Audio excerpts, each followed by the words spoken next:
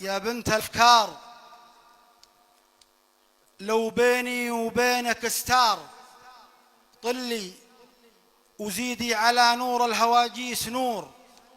الليل حاضر بحاضر ما وراها انتظار، في راسي من الكلام اللي يريح الصدور.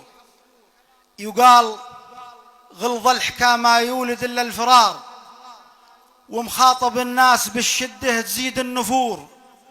ومخاطب القوم من خاطب القوم في الواجب عليه اختيار اسلوب، والوقت يجعل للمخاطبه حضور. وانا إذا قلت ما قلت الحكى المستعارة، خاطب الناس بالصوت القوية الجهور، وناشد القوم بطيب فعل واشجع قرار، لنطيب الراس بافعاله ربعه فخور. يا وادي يا براد حد مع السفينة المهار اللابه، اللي على اطرافه حمايه وسور. عبيده اللي فلا جاته الامور الجسار، من دون صوت الشباب متخالفين الظهور.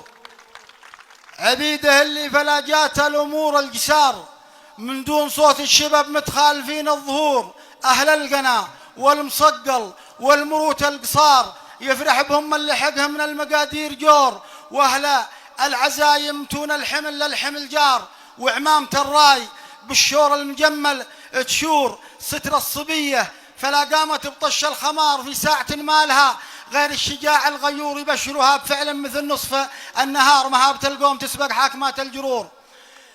يبشروها بفعل مثل نصف النهار، مهابة القوم تسبق حاكمات الجرور. وامست تغني الفزعة ناطحين المغار، والبل في الطارفة ترعى بليا سبور. من اسفل الوادي الحربي الى اعلى الديار، محازم البندق اللي بالخباء ما تثور. فيهم من المدح ما خلى المدايح تغار، في وصف مله بوصف المدح وقفها ودور. والهم مهابه وصيت وعلم ذرب ووقار، وجيه بيضة على وضح النقا ما تبور. كانوا من اول ولا زالوا بنفس المسار، لا غابت صقور تطلع من وراها صقور. الجود ما جود والدنيا ابتلاء واختبار، والله يسلمك يا الصدر الوسيع الصبور. يا روس الاخيار واكبر من الامور الكبار، سلام من لسن من يزهى احترام الشعور. سلام يا روس للعليا تقادح شنار، يا قمة المجد واهله من قديمة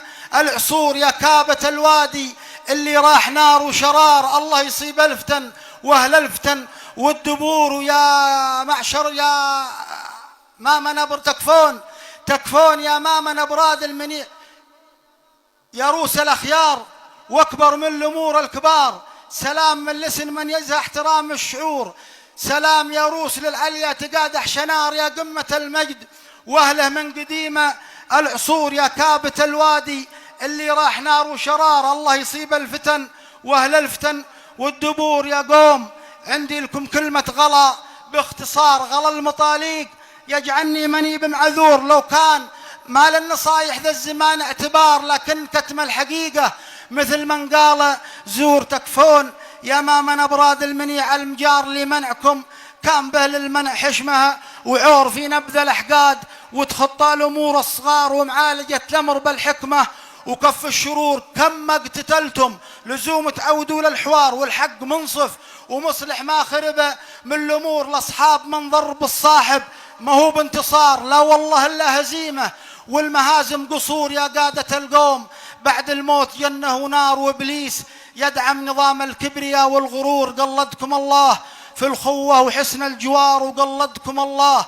في الوقفه الجبر الكسور. ابراد في وجه ربي لا يصيبه دمار، ثم في وجيها هله من هدم كل معمور. بزهم هل العرف قبلي قال فات القطار، في خمد فتنه على الوادي برمها تفور. مل التعظ واعتبر من ما حواليه سار، يندم فلا راحت أركانه مراحة الطيور. لو مال فيكم كبيرة والهقاوي كبار، من قبل ما يبكي الباكي على أهل القبور. هذا نصيحة يغلازمها غلا واعتذار، غلالكم كلكم والعذر لا به قصور. وسلامة ذا الوجه.